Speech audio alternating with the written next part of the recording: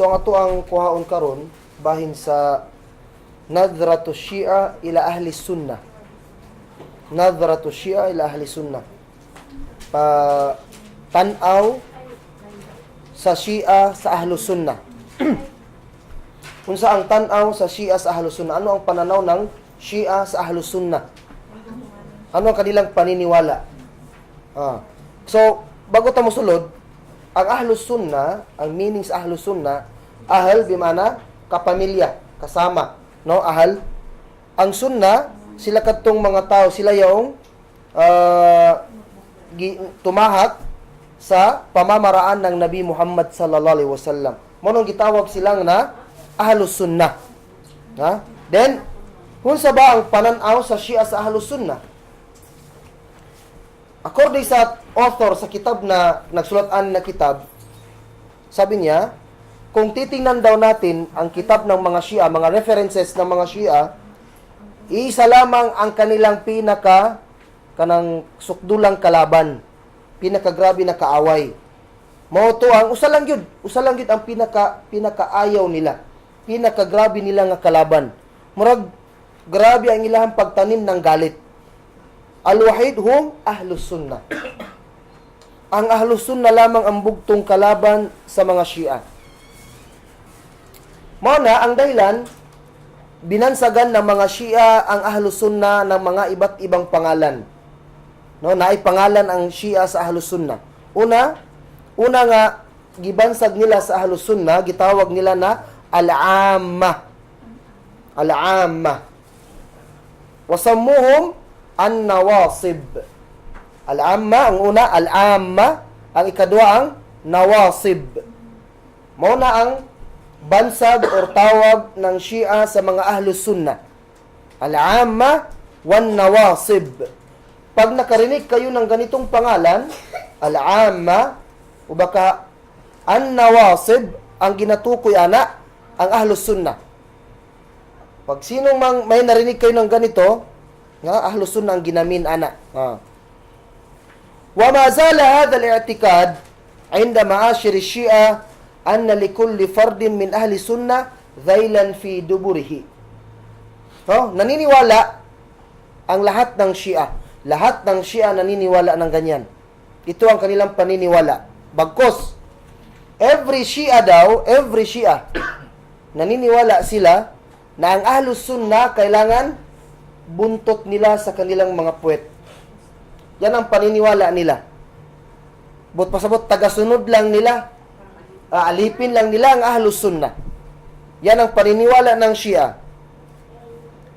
Pangalawa, wadhalika linajasati sunni fi nadhrihim ila darajatin law igtasala 1000 marra lama tahura. Wala ma dhahabat anhu najasatuhu. At naniniwala din sila na ang Ahlus Sunnah ay najis. Severe na marumi. Marumi ang mga Sunni. At naniniwala sila kahit 1,000 beses para maligo.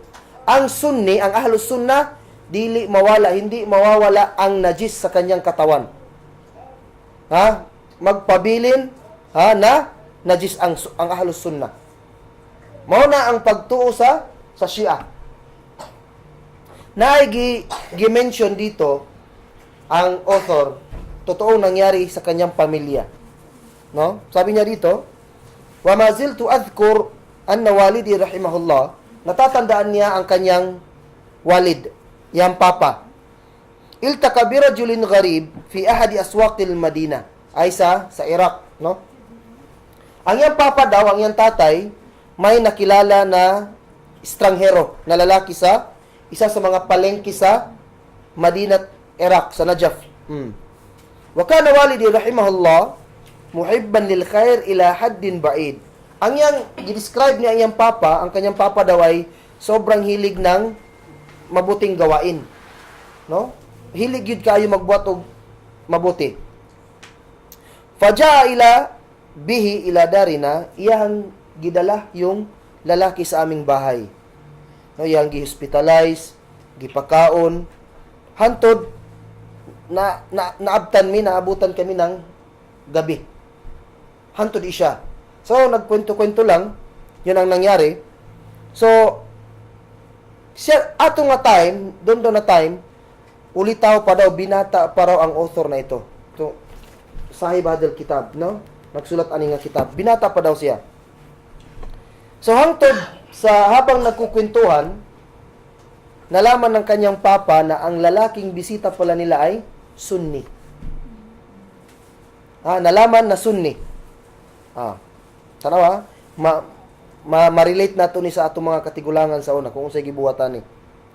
Ma-relate na to yung, ano yung ginawa ng mga matatanda noon.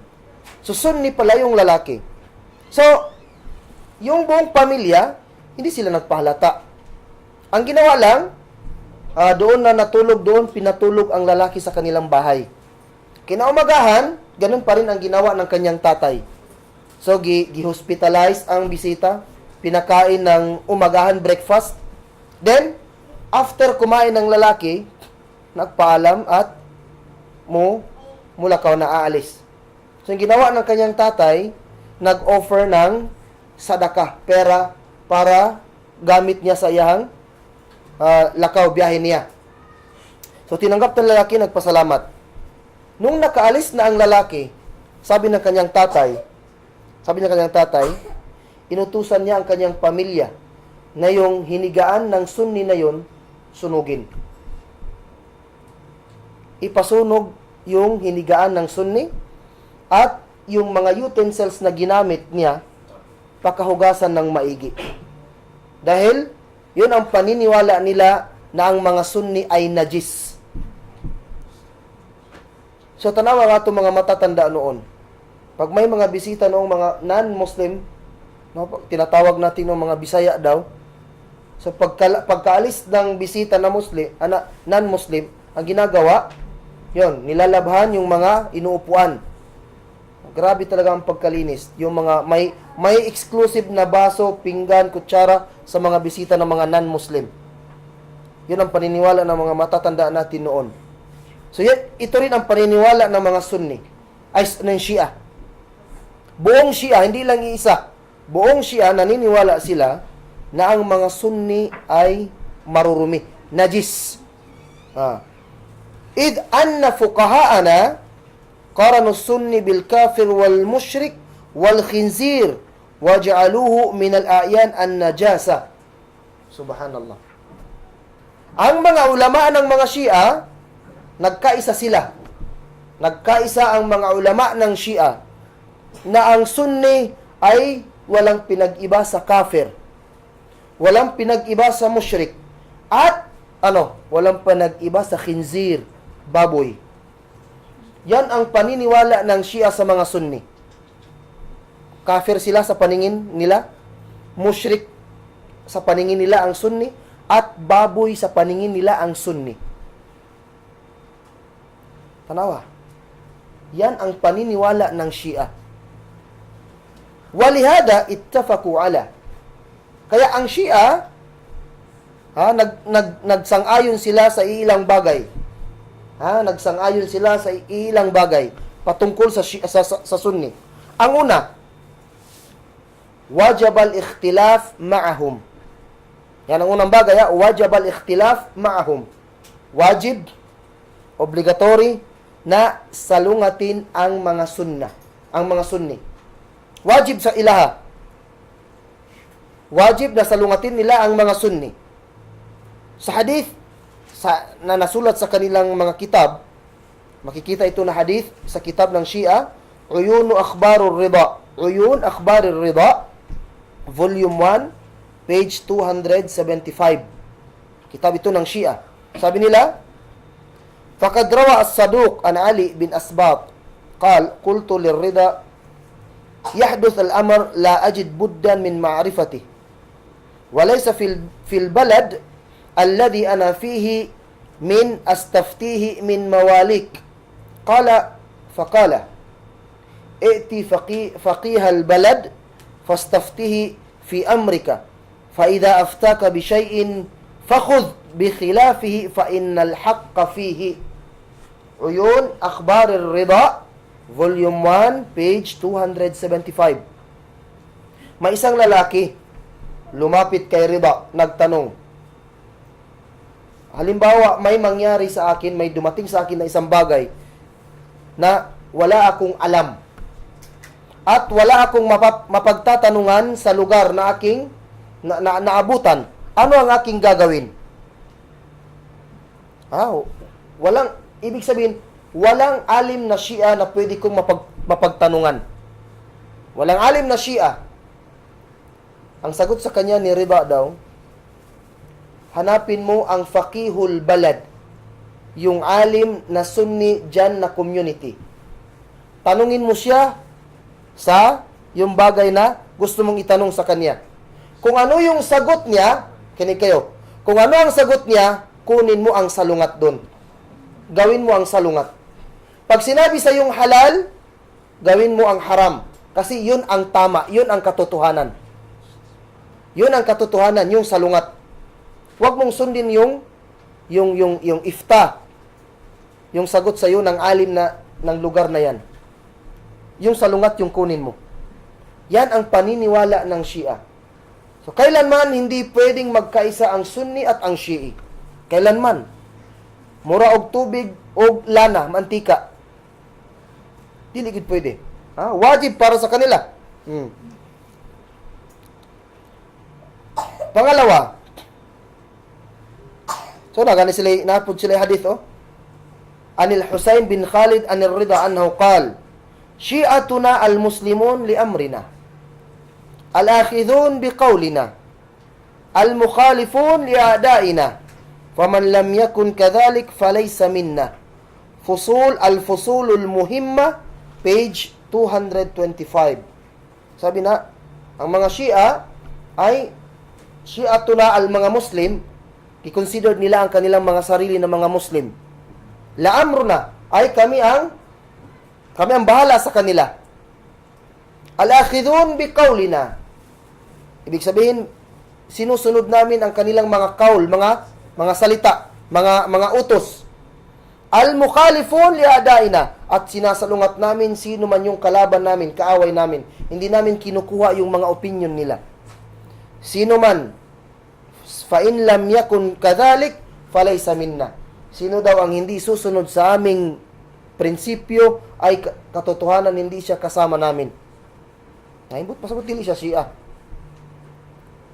Ang pangalawa, adamu jawazil amal bima yuwafiqul amma wa yuwafiq tariqatahum, ay hindi ipinapahintulot sa kanila ang pagsagawa ng mga gawain na naayon sa pamamaraan ng Ahlus Sunnah. Muna ang ilang paniniwala pod. Dili daw, wala nila gitugot na Adam, jawaz, ay hindi nila pinapahintulot ang pagsagawa ng mga gawain na naayon sa pamamaraan ng Ahlus Sunnah. Na yung mga hadith diri.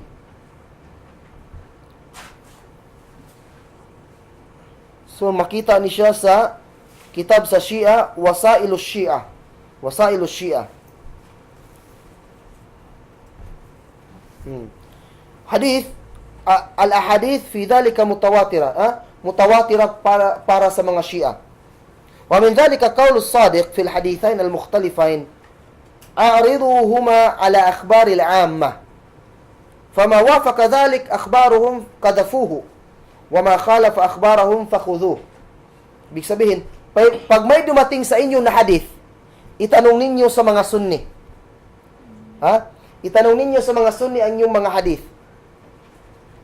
Kung ano yung sang-ayon sa kanila, halimbawa yung hadith na pinangahawakan ninyo na Shia, sang-ayon sa Ahlus Sunnah, kadafu, itapon ninyo yung hadith na yun.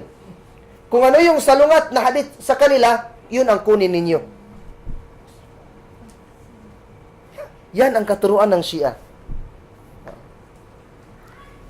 وقال الصادق إذا ورد عليكم حديثان مختلفان فخذوا بما خالف القوم. فخذوا بما خالف القوم.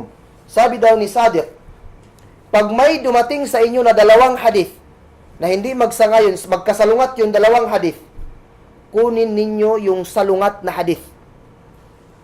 Kunin ninyo. Yung hindi sumasang-ayon sa, o hindi sang-ayon sa pamamaraan ng Ahlus Sunnah. Kaya para sa kanila, gi-implement nila ang mut'a kasi, bakit? Salungat kasi sa Ahlus Sunnah. Sa Ahlus Sunnah, haram. Ibig sabihin, para sa Shia, halal. Yan ang paniniwala ng Shia.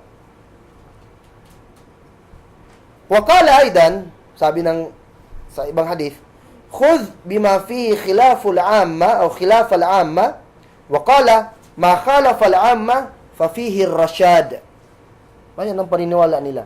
Kunin mo yung hadith. Kunin mo yung katuruan na salungat sa Ahlus Sunnah. Ma khalafa al-amma, yung hadith na salungat sa katuruan ng Ahlus Sunnah, fa fihi ar-rashad. Doon daw yung guidance. Doon yung guidance. Subhanallah. Waqala aidan, wallahi ma ja'ala Allah li ahadin khiyara fi atba'i ghayrina wa inna man wafaqana khalafa aduwana wa man wafaqa aduwana fi qawlin aw amal falaysa minna wala nahnu fi minhu. Ito yung sabi nila. Sabi ng mga Shia, wallahi, wala na daw mas hihigit pa sa atin na mga Shia. Tayo ang pinakamainam daw. Wala nang higit pa sa atin. Wa inna man wafaqana, sino daw yung sumang-ayon sa atin, katotohanan, sinalungat niya ang ating mga kaaway. Pag sumang-ayon ka sa kanila, ibig sabihin, sumalungat ka sa kaaway ng mga Shia. Sino naman ang sumang-ayon sa kaaway ng Shia sa pananalita at gawain, falaysa minna, hindi natin siya kasama at hindi rin niya tayo kasama. Hindi natin siya kasama at hindi niya tayo kasama, ganun. Yan ang paniniwala ng Shia. Ang ikatulo, ay, yung pangatlo na annahum la yajtami'una ma'as sunnah ala shay, ay kailanman hindi sila pwedeng mag-mix, maghalo, magsama. Kailanman. Yan ang paniniwala ng Shia. Hindi pwedeng magsama ang Shia at ang Sunni. Sabi ng isa sa mga Shia, alim ng Shia, kala Sayyid Ni'matullah al-Jazairi, inna la najtami ma'ahum, ay ma'as sunnah, ala ilahin wahid, makinig kayo, wala ala nabiyin, wala ala imam, wadhalika annahum yaqulun inna rabbahum huwa alladhi kana Muhammad nabiyuhu wa khalifatuhu min ba'dihi Abu Bakar. Wa nahnu la naqul bihadha ar-rabb wala bidhalika an-nabi, bal naqul inna ar-rabb alladhi khalifatu nabiyhi Abu Bakar laysa rabbuna wala dhalika an-nabi nabiyuna. Muni ang ilang sulti. Sila na mismo ang nag-declare sa kanilang mga sarili. Kamu ang maghukom ani sa sinabi nila. Muslim ba sila or dili? Ingon pa sa ilang alim, Ni'matullah al-Jazairi, katotohanan, kailanman hindi pwedeng magsama, hindi kami pwedeng sumama sa mga Sunni, Ahlus Sunnah. Ito ang ibig sabihin niya, hindi kami pwedeng magkasundo sa isang Diyos. Makinig. Hindi kami pwedeng makipagkasundo sa kanila sa isang Diyos, isang Panginoon, at sa propeta, at sa imam, leader. Bakit? Dahil sila daw, sabi nila, hindi namin tatanggapin at hindi kami magsasabi na ang Panginoon ni Muhammad ay Panginoon namin. Intindihin niyo Hindi kami magsasabi, hindi namin tatanggapin ang Panginoon ni Muhammad. At hindi rin namin siya tatanggapin bilang nabi namin. Bal naqul, magsasabi kami, Sabihin namin, katotohanan, sino yaong Panginoon ni Muhammad at ng kanyang dalawang khalifa, si Abu Bakar at si Umar, hindi namin yung Panginoon. Nakuha niyo yung punto? Sino pala ang Panginoon ng Shia? Hindi nila tatanggapin ang Panginoon ng Nabi Muhammad SAW at ng Panginoon ni Abu Bakar at saka ni Umar. Hindi nila tatanggapin. At hindi rin nila tinatanggap si Muhammad na Nabi. Yan ang mismo lumabas sa bibig ng mga Shia. So, sa tanaw ninyo, sa may hukom sa ilaha? Muslim pa ba sila o hindi? So, itong sinabi na ito, clear kayo. Sila mismo nag-declare sa kanilang mga sarili na hindi sila mga Muslim. Kulang na lang nasabihin nila na dili mi Muslim. So, makita ninyo ni na kitab yung sinabi nila sa kitab nila Al-Anwar Al-Jazairiyah. Al-Anwar Al-Jazairiyah. Volume 2. Page 278.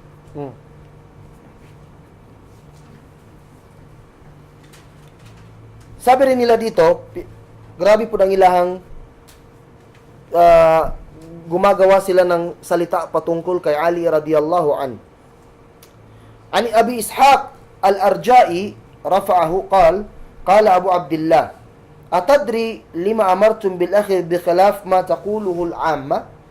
Alam ba ninyo bakit kayo inutusan na kunin ang mga bagay na salungat sa Ahlus Sunnah? Alam niyo ba kung ano ang dahilan? Sabi ng mga Shia, fakultu la nadri, hindi namin alam. Ano pala ang dahilan?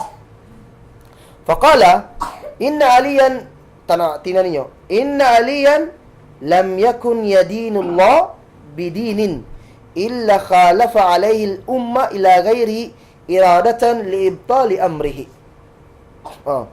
Wa kanu yas'aluna amiral mu'minin an shay' alladhi la ya'lamunahu. فإذا أفتاهم جعلوه له ضدا من عندهم ليلبسوا على الناس. So, itong salita nila makikita sa Tabairan, kitab daw nila, page 531. Al-Anwar Al-Jazairiyah pod. Ilalus Shara'i ang kitab. Ilalus Shara'i. Giprint ni siya, gipublish ito ng Iran. Published in Iran. So, page 531. Ito daw yung dahilan. Sabi ng alim nila, si Ali radiyallahu anhu, hindi daw kailanman na nagdala ng relihiyon ng Allah subhanahu wa ta'ala. Hindi niya ginapromote ang relihiyon ng Allah subhanahu wa ta'ala. Ibig sabihin, dili Muslim si Ali. Yan ang paniniwala ng Shia.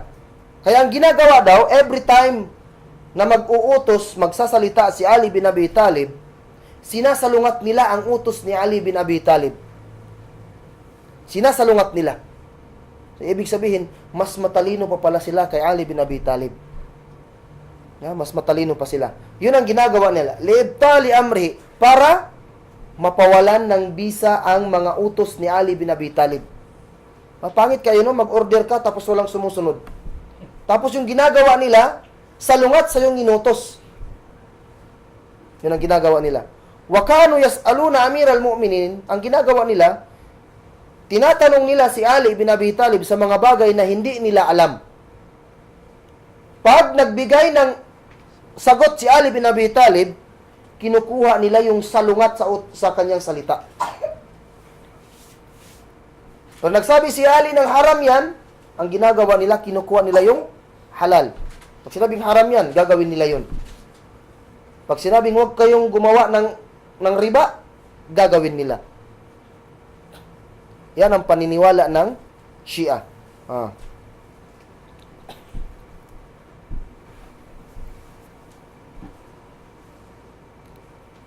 Meron din sila sabi dito, inna karahiyat ash-Shia li ahli sunnah laysat walidatul yawm. Ibig sabihin, yung pagkamuhi daw ng Shia sa mga ahlu sunnah, hindi yan ngayon lang. Noon pa yan. Noon pa. Matagal na panahon. Bal hiya karahiya amika tamtaddu ila jil awwal li ahli sunna wa ani as-sahaba. So noon pa, nangyari na daw yan. Grabe ang pagtanim nila ng galit sa buong sahaba maliban sa 3 sahaba. Tingnan ninyo. Kaaway nila ang lahat ng sahabat maliban sa 3. Sino yun? Abu Dhar. Abu Dharrin. Pangalawa, Al-Miqdad. Al-Miqdad. Pangatlo, Salman Al-Farisi ridwanullah alaihim. Yan lamang 3 sahaba para sa kanila. So buong sahaba para sa kanila, paniniwala nila ay masama. Mga kufar ang tingin nila sa mga sahaba. Walihada, rawa Al-Kulaini an Abi Ja'far qala, makinig kayo sa hadith ng Shia na gawa-gawa lamang. Kanan nas ahlur riddah. Kanan nasu ahlur riddah. Ba'da Nabi sallallahu alaihi wasallam illa 3. Al-Miqdad bin al-Aswad wa Salman al-Farisi wa Abu Dharr al-Ghaffari. Makikita ninyo ito na hadith ng Shia sa kitab nila na Rawdatul Kafi, Volume 8, page 246. Sabi ng alim nila, ang mga tao daw noon, pagkamatay ng Nabi Muhammad sallam, ay nagmurtad lahat. Naintindihan niyo? Pagkamatay ng Nabi Muhammad sallam, nagmurtad, pati sahabat nagmurtad, lumabas sa Islam. Yan ang ibig sabihin ng murtad. Lumabas sa Islam at nagpalit ng relihiyon. Yan ang paniniwala ng Shia, maliban lang sa 3. Yun ang paniniwala nila. Si Al-Miqdad bin al-Aswad, Salman al-Farisi, at si Abu Dharr al-Ghaffari. Yan lang daw 3 sahaba ang hindi lumabas sa Islam.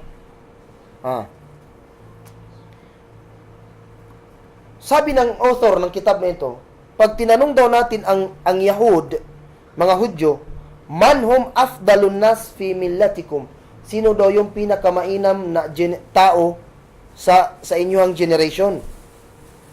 Siyempre, sasagot daw ang Yahud na, innahum ashabu Musa. Ay, sila yung kasamahan ni Musa alayhisalam. Sila yung pinakamainam na mga tao. Law sa'alan Nasara, pag tinanong naman natin ang mga Nasara, man hum afdalun nas fi millatikum, fi ummatikum, sino yung pinakamainam na mga tao sa panahon ninyo? Ang sagot ng mga Nasara, innahum hawariyu Isa. Sila yung mga disipulo ni Isa alayhisalam. Pagtatanungin daw natin ang Shia ngayon, man hum aswa'un nas fi nadhrikum wa aqidatikum, sino yung pinakamasamang tao sa paningin ninyo at sa paniniwala ninyo? Anong sasagot nila? Innahum ashabu Muhammad sallallahu alaihi wasallam. Sila yung mga kasamahan ng Nabi Muhammad sallallahu alaihi wasallam. Yan ang tingin, pananaw ng Shia sa Ahlus Sunnah wal Jamaah.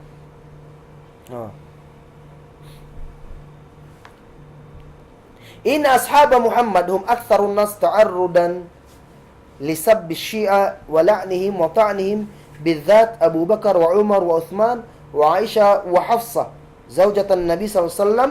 ولهذا ورد في دعاء صنمي قريش اللهم لعن صنمي قريش أبو بكر وعمر وجبتيهما وطاغوتيهما وابنتيهما عائشة وحفصة. وهذا دعاء منصوص عليه في الكتاب في الكتب المعتبرة. وكان الإمام الخميني لعنة الله عليه يقوله بعد صلاة الصبح كل يوم. So hindi lang Ahlus Sunnah, no, specific daw ang may mga ilang personahe na mga sahaba na grabe talaga ang ginawa ng Shia sa kanila.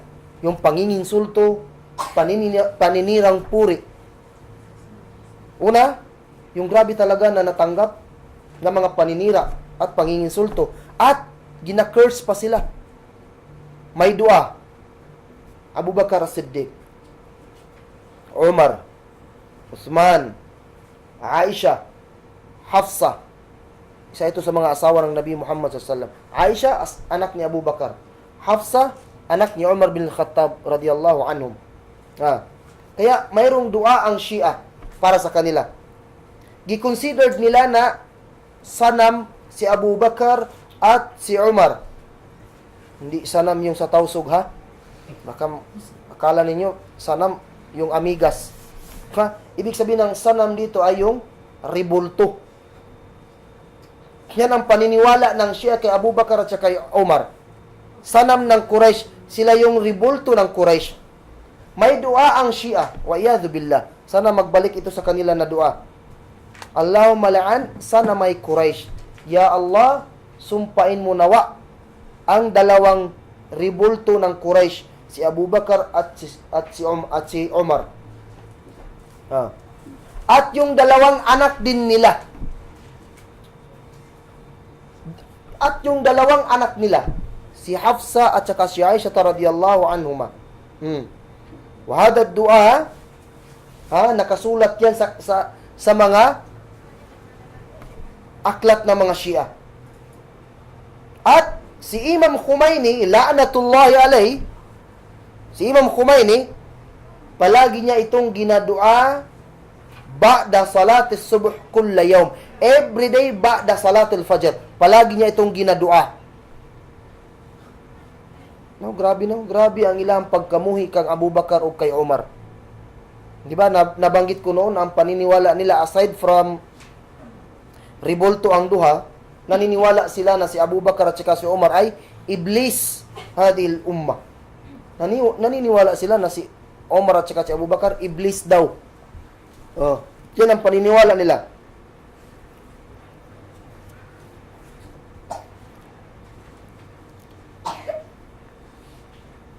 Wa anna Umar, katulad na sinabi, ito ang mga hadith din nila. An Hamza bin Muhammad at-Tayyar annahu qal, ذكر محمد بن أبي بكر عند أبي عبد الله فقال رحمه الله وصلى عليه. قال محمد بن أبي بكر لأمير المؤمنين يوما من الأيام أبسط يدك أبايعك. فقال أو ما فعلت؟ قال بلى. فبسط يده فقال أشهد إنك إمام مفترض طاعته وإن أبي يريد أبا بكر أبا في النار. رجال الكشي page 61. Tinan niyo yung gumagawa sila ng hadith. Murag imposible sa usa ka anak, imposible sa isang anak na maghukom siya sa iyahang tatay. Tinan niyo. Galing daw kay Hamza, nabanggit niya ito, narinig niya ito mula kay Muhammad bin Abi Bakar.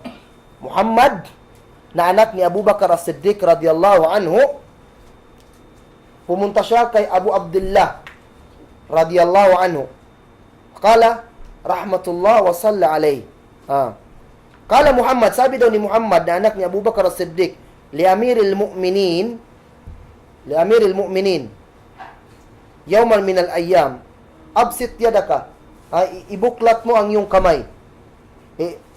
I-pledge kita bilang ikaw ang amir. Ikaw ang amir. Awama faal to. Sabi niya, kung hindi ko gagawin. Sabi ni Muhammad, bala, dapat gawin mo. So ginawa ni Abdullah, binuksan niya ang kanyang kamay, tapos nag-take out si Muhammad bin Abu Bakar as-Siddiq. Makinig kayo. Anong sinabi niya sa amirul mu'minin na ito? Ashhad innaka imamun muftarad ta'atahu. I bear witness, mag-witness ko na ikaw ang karapat-dapat na imam na susundin. Ikaw ang karapat-dapat na leader na susundin. Yan ang sabi niya, ha? Ikaw ang karapat-dapat na imam, leader na susundin. Wa ashhad, at I bear witness, mag-witness ko, na ang aking ama na si Abu Bakar ay mapupunta sa impyerno. Kaya bang sabihin ng isang anak yan sa kanyang ama? Murag gisumpa, gi-curse nimo ang sarili nimong parents, anak. Tinan nyo, Shia, hilig kayo maggawa ng mga hadith.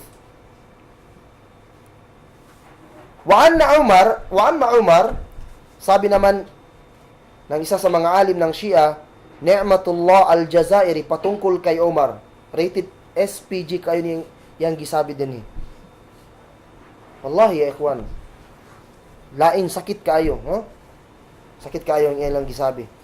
Inna Umar bin Khattab radiyallahu an kana musaban bida'in fi duburihi la yahda illa bima'ir rajul wa iyadu billah.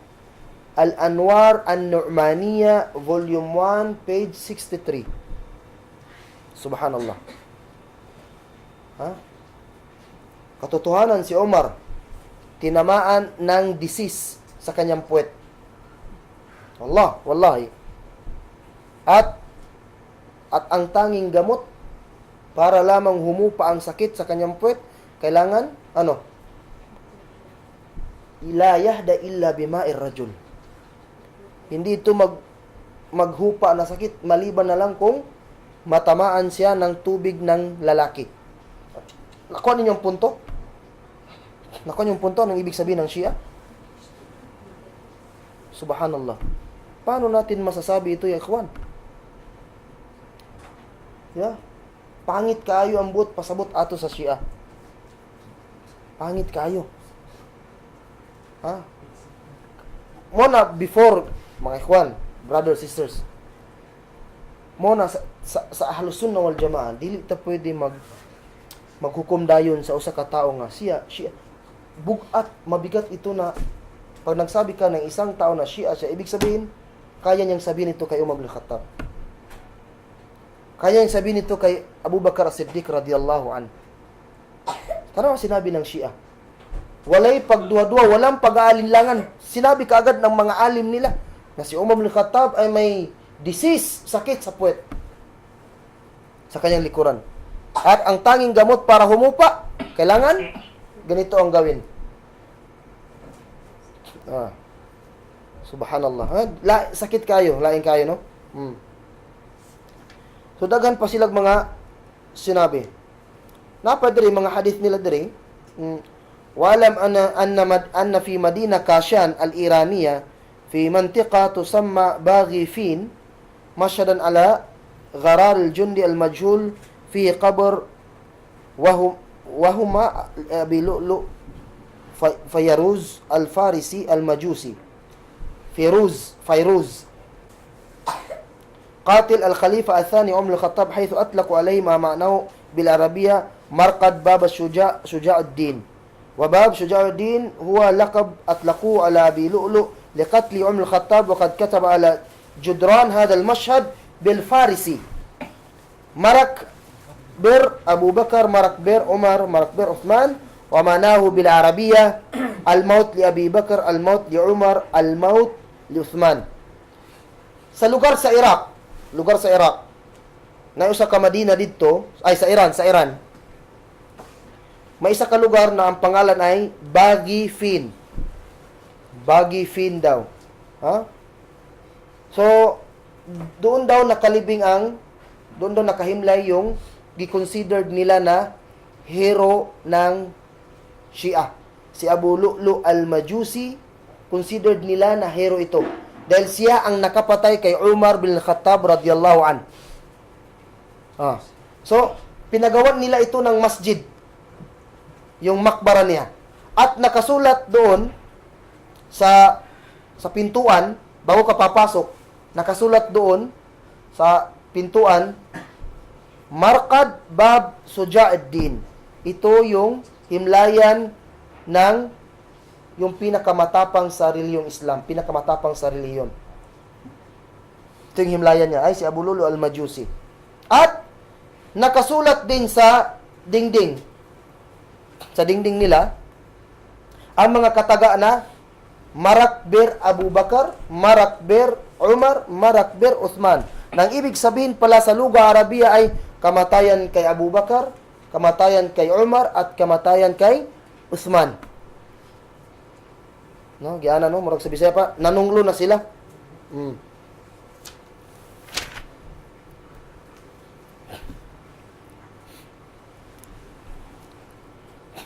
Rawa al-Kulaini an Abi Ja'far قال إن الشيخين أي أبا بكر وعمر فارق الدنيا ولم يتوبا ولم يذكرا ما صنع بأمير المؤمنين فعليهما لعنة الله والملائكة والناس أجمعين sa kitab na Rawdatul Kafi, Volume 8, page 246.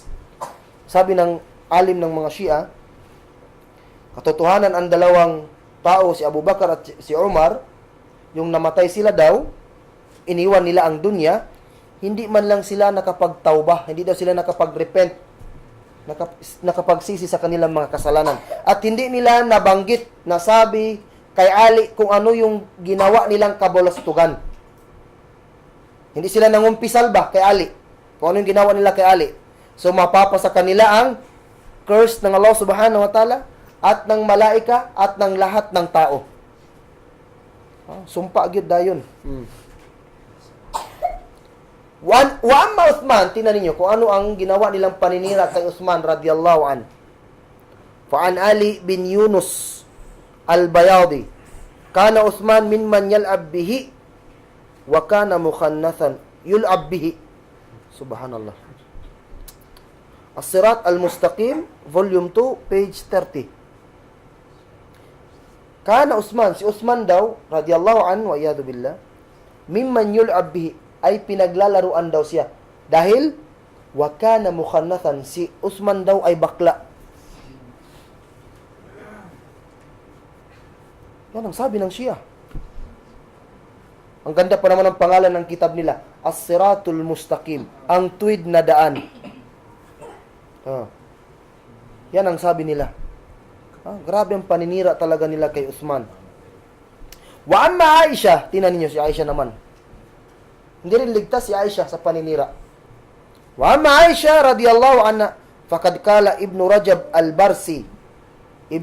al-Barsi, inna Aisha jama'at 40 dinaran min khiyana.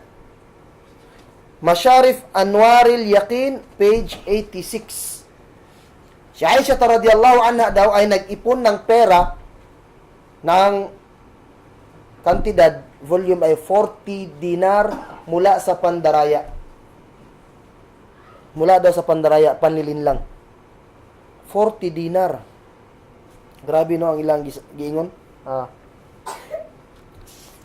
Summa, napod sila gisabi, paminaw mo mga sunni. Rawa al-Kulaini, inna nas kulluhum awladu zina. Aw qala bagaya ma khala syi'atana. Ar-Rawda, pangalan ng kanilang kitab, Ar-Rawda, Volume 8, 135. Sabi niya, lahat ng tao ay pinanganak daw mula sa zina.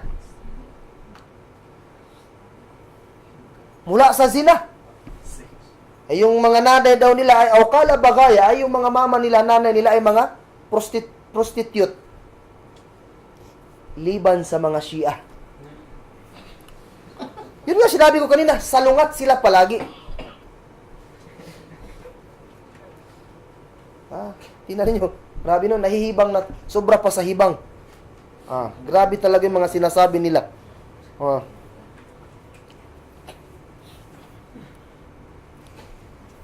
Ito na naman. Walihada abahu dima ahli sunnah wa amwalihim. Yan ang dahilan daw bakit halal ang dugo ng ahlus sunnah at ang kayamanan ng ahlus sunnah. Pera ng ahlus sunnah. Kasi mga anak daw sila ng zina. Fa'an Dawud bin Farqad qal, qultu li Abi Abdullah, ma taqulu fi qatl nasib? May nagtanong kay Abi Abdullah, anong masasabi mo sa pagkitil ng buhay ng mga ahlus sunnah? Nagtanong ano sa tingin mo? Anong hukom? Faqala, halalud dam. Halalud dam. Yan ang sinabi nila. Faqala dam, ay halalud dam, halal ang kanilang mga dugo. Pwedeng patayin ang mga ahlus sunnah. Sabi nila, walakin attaqi alayka. Kaya lang natatakot ako sa iyo. Fa in qadirta an tuqlab alayhi haitan aw tughrikuhu fi ma'in likay la yashhad alayka faf'al.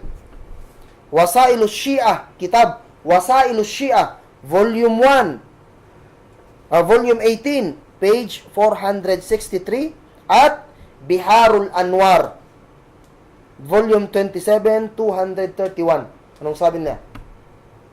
Kung kaya mo siyang patumbahan ng pader, o kaya ilunod mo siya sa tubig para walang makakita, gawin mo. Ganyan ang hukom ng Shia sa Ahlus Sunnah wal Jamaa. Ibig sabihin, huwag mong harap-harapan. Ay, ilunod mo lang sa tubig. Lumsi na lang sa tubig. O kaya patumbahan mo ng pader. Ang ginagawa ng mga Shia ngayon, bombing. Aron lang matumbahan og mga pader ang mga Sunni. Yan naman ginagawa nila ngayon. Yan ang ginagawa ng mga Shia. Wa'allaka al-Imam al-Khumaini la'natullahi alayhi. May sinabi si Imam Khumaini, no? Patungkol dito. Fa in istata'ta an ta'khudha malahu fakhudhu wab'ath ilayna bil khumus. Kung kaya mong kunin ang mga pera ng mga Sunni, kunin mo at ipadala mo sa amin ang khumus lamang. Ipadala mo sa amin ang khumus. Wa qala Sayyid Ni'matullah Al-Jazairi, inna Ali bin Yaqtin wazirur Rashid ijtama'a fi habsihi jama'a min al-mukhalifin fa'amara ghilmanahu wa haddamu asqaf al-mahbas ala al-mahbusin famatu kullum makanu 500 rajul. Nasa kitab Al-Anwarun An-Nu'maniyah. Ito yung basis nila, basihan nila. Si Ali bin Yaqtin, ambassador ito ni Harun al-Rashid. Harun al-Rashid, isa sa mga khalifa ng Abbasid Empire, Harun al-Rashid. May nahuli sila ng mga tao at ikinulong nila mga suwail na mga tao daw, no? Inutusan daw ni Harun al-Rashid yung kanyang gilman, yung mga sundalo niya, mga tauhan niya, na pabagsakan sila ng yung atip ng kulungan. Yun ang ginawa. So, yung nasa loob daw, nung nakakulong, famatu kullum kanu 500 kalalaki yung nasa loob ng kulungan. Pinabagsakan lang ng atip ng kulungan. Yun ang ginawa. So, ito yung basyan ng mga Shia. So, yun ang paniniwala ng Shia na ang uri ng pagpatay sa mga Sunni ay pabagsakan ng mga pader o ano pang mabibigat na bagay. Yan ang paniniwala ng Shia. At ang dahilan din, bakit bumagsak ang Abbasid Empire? Naalala ninyo? Sa kamay ni Genghis Khan. Yung lumusob sa Abbasid Empire, nagngangalan si Hulaku. Yan ang pangalan ng lumusob sa isa itong Mongolian, Hulaku. Bago daw nilusob ni Hulaku ang Abbasid Empire, may dalawang Shia na nakipag-ugnayan na kay Hulaku. Sila ang dahilan bakit napasok ni Hulaku ang Abbasid Empire. Binanggit nila dito. Ang pangalan ng dalawang ambassador na yun, An-Nasir at-Tusi wa Muhammad bin Al-Alqami. Yan ang pangalan ng dalawang ambassador. Shia. Sila yung nakipag-ugnayan kay Hulaku. Di ba yung nangyari noon? Yung ilog ng Iraq naging kulay dugo sa sobrang dami ng Muslim na pinatay. So yan ang ginawa nila. Kaya i-considered nila na malaking accomplishment ito ng Shia. Kalaunan nung nasakop na ni Hulaku ang Abbasid Empire, ang Iraq, naging ambassador ang dalawang tao ni Hulaku. Wa Hulaku kana wathaniyan. ay wathaniyan yung sumasamba sa ribulto.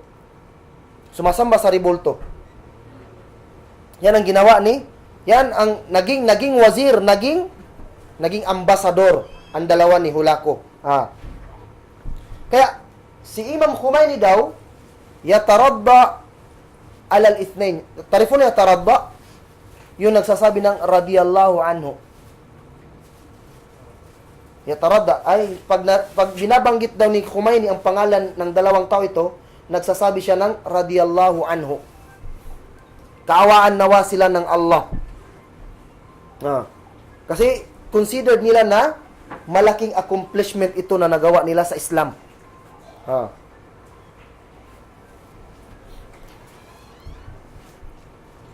Wa akhtim hadha al-bab akhira. So sabi ni ng author ng kitab nito, tinanong niya si Ni'matullah Al-Jazairi fi hukmin nawasib. Ano ang hukom ng Ahlus Sunnah? Ano ang pananaw ng Shia sa Ahlus Sunnah? Faqala, tinan ninyo, innahum kuffar. Ang pananaw ng Shia sa Ahlus Sunnah ay kuffar. Una, kuffar. Kafir. Anjas. Najis. Bijma'il ulama al-Shia al-Imamiyya. Ibig sabihin, nagkasundo lahat ng Shia, mga ulama ng Shia al-Imamiyya. Yan ang hukom nila sa Shia. Innahum syarrun minal Yahud wan Nasara. At ang Ahlu Sunnah ay mas masahol pa daw sa Yahud at Nasara. Wa min alamat an-nasibi taqdim ghairi ali alayhi fil imam. At ang palatandaan daw ng Sunni ay inuunan niya ang iba kaysa kay Ali sa pagiging imam. Ibig sabihin, pag nag-claim tayo na si Abu Bakar ang unang imam, unang leader, ibig sabihin, isa yan sa mga alaman na ikaw ay Sunni. Yan ang paniniwala ng Shia.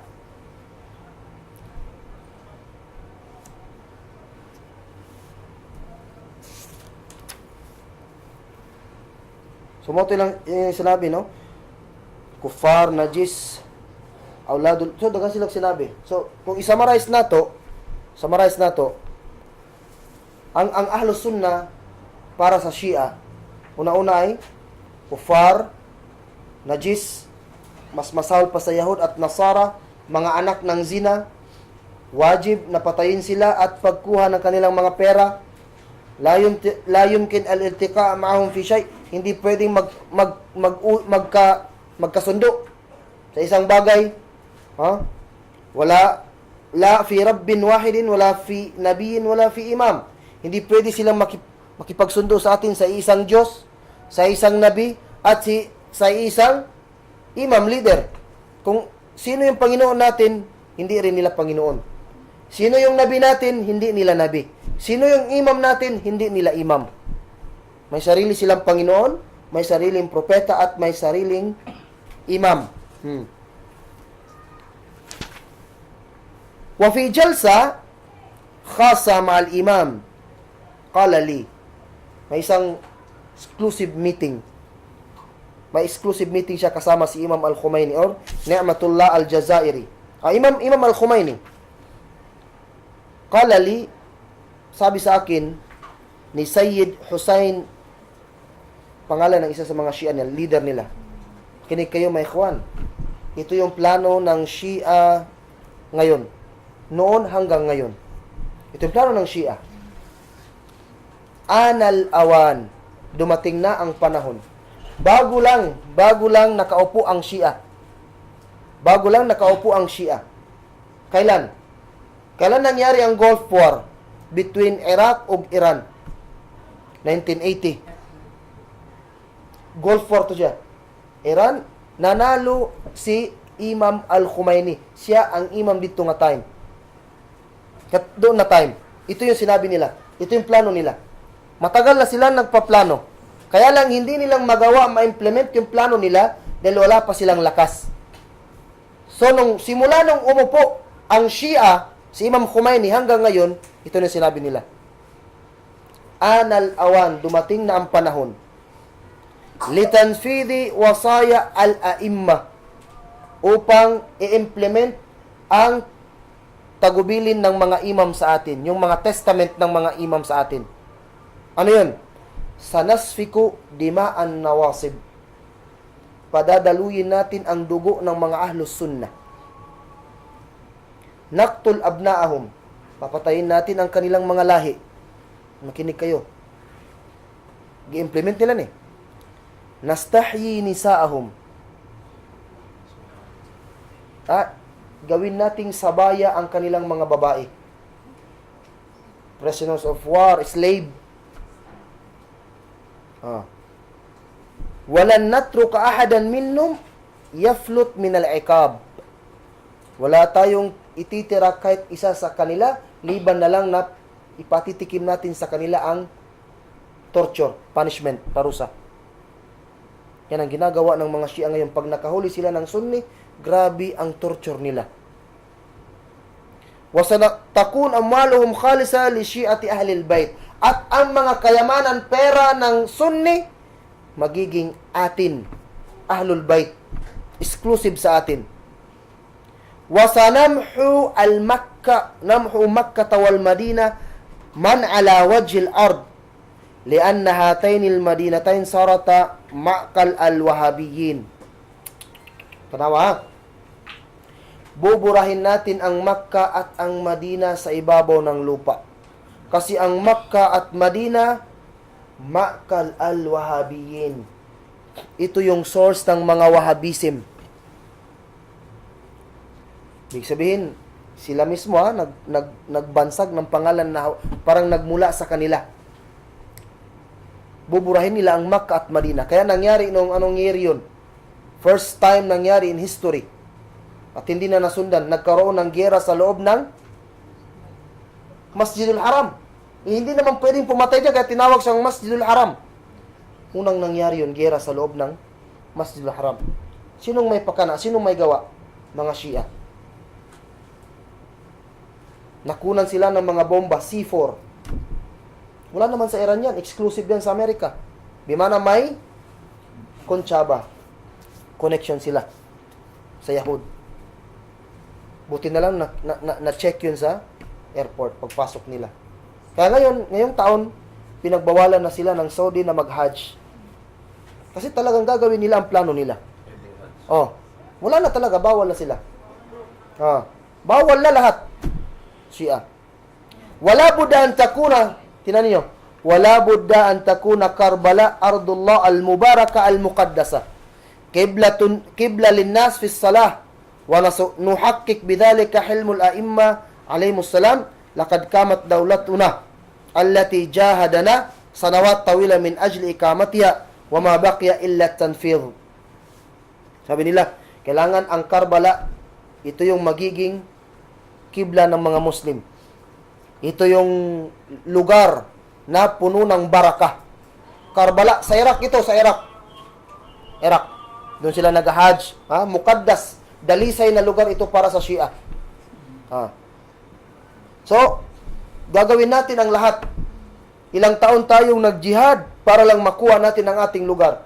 Wala na lang natira maliban sa implementation ng bilin ng ating mga aimma. So, ito ang pananaw ng Shia sa Ahlus Sunnah wal Jamaah. So, nabanggit man nato kaganian, no, tong isa sa mga plano sa mga Shia. Actually, tatlo yan. Tatlo ang plano ng Shia. Tatlo ang plano nila. Ang una, yada'us sayf fil Arab.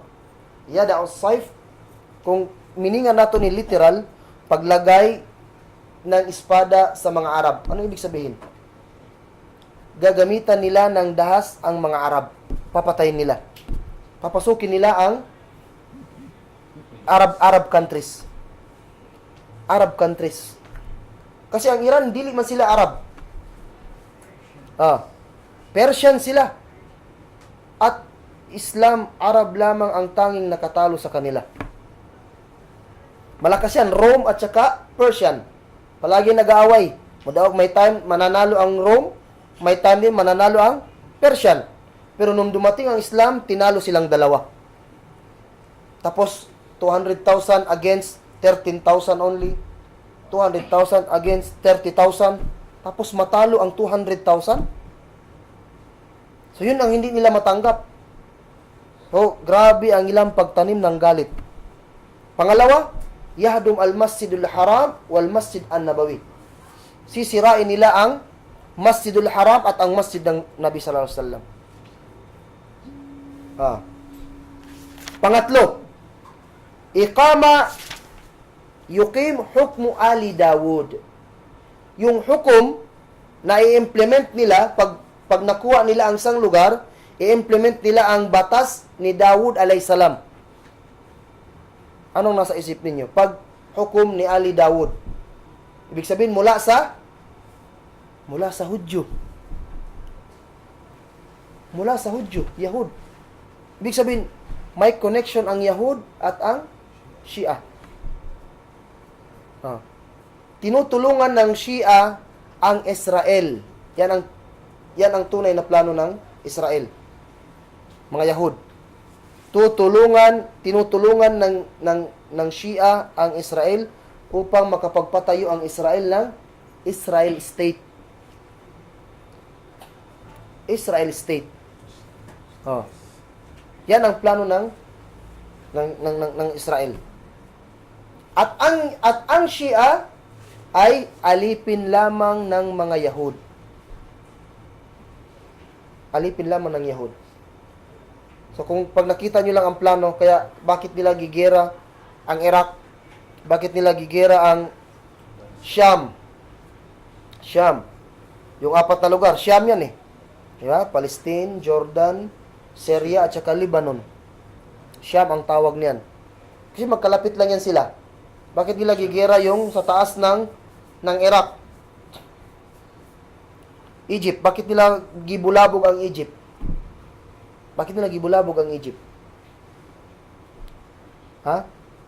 Kasi may treaty kasi ang Egypt at saka Syria. Nakalimutan ko lang yan 3. Parang yung may treaty na magtutulungan 3 Muslim country. Kung dili ko magkamali Egypt, Syria, o Libya. May treaty yan sila. Anong ginawa nila? Gibulabog nila ang Egypt, gibulabog nila ang Syria, gibulabog ang Libya. Inana ka bright ang Yahud. Gipagsampok nila, gipagsabong nila ang mga Muslim. Tapos Iraq na naman. Kasi gusto nila magpatayo ng Israel State against Dawla Islamiyah. Makkah. Tignan niyo, pag i-drawing ninyo yung lugar ng Saudi, napagitnaan sila ng 2 ilog. Di ba? Parang na ganun. Yung tapat? Egypt sa taas, dito sa ibaba, Somalia, Ethiopia, di ba sa taas ng Saudi Yemen. Dito sa baba, Oman. Dito sa kabila, Libya, Iraq. Katabi ng Iraq, maliit na lugar, Kuwait. Napagitnaan ang Kuwait ng Iraq at saka Iran. Sa panahon ng Iraq Gulf War, more than 15 countries pinagtulungan nila ang Iraq. Panahon pa yun ni Bush Senior. Bush Senior pa. More than 15 countries pinagtulungan nila ang Iraq. Hindi natalo ang Iraq. Kung pagalingan lang naman ng war strategy, walang tatalo sa Iraq. Tapos sa taas nun, Sham. Then sa taas pa rin, andun na yung Morocco. Boundary. Tunis doon, part na ng Africa. So yun ang ginawa. Pinagsabay ninyo, bakit hindi kayo nakapagtanong sa sarili niyo? Bakit ilang araw lang naman, transfer na naman uli yung gera? Ganun kadali, nagplano ang Yahud. Ganun kadali. Tapos yung ginagawa, Shia ang ginautusan. Shia ang ginautusan. Yan ang sikreto ng Israel. Yan ang sikreto ng mga Yahud, ang mga Shia. Ah. Yan ang ginagawa ng Shia ngayon.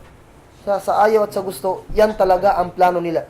Gusto nilang i-implement yan. Kukunin talaga na, sisirain talaga nila ang kibla ng mga Sunni ngayon. Sisirain talaga nila ang Makkah at saka Madina. Pero inshallah, biid nila, hindi nila yan,